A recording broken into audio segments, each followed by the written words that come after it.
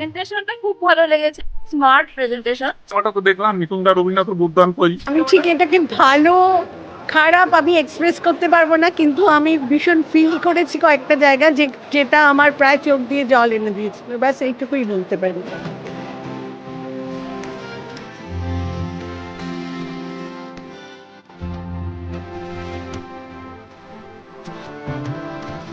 সবাই দেখো, খুব ভালো, গল্পটা একটু অন্যরকম, ভালো লেগেছে।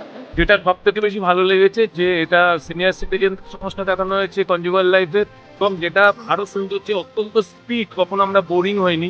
এই যুগে অনেকে ডিভোর্স হচ্ছে, ডিভোর্স হতে খুব কমান, অনেকে বিয়েও করছে না ডিভোর্সের ভয়ে, ডিভোর্স যাবে।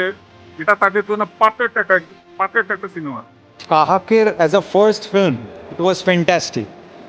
আর পুরো টিমের কাজ অসাধারণ, casting was like awesome. And আমি যেটা মেনলি পছন্দ করেছি that is cinematography, that was fantastic. খুব ভালো লেগেছে মুভিটা, সবাইকে বলবো দেখার জন্য। ভালো লেগেছে, সবার অভিনয়টা ভীষণ ভালো লেগেছে, অনেকদিন পর একটা ভালো মুভি দেখলাম।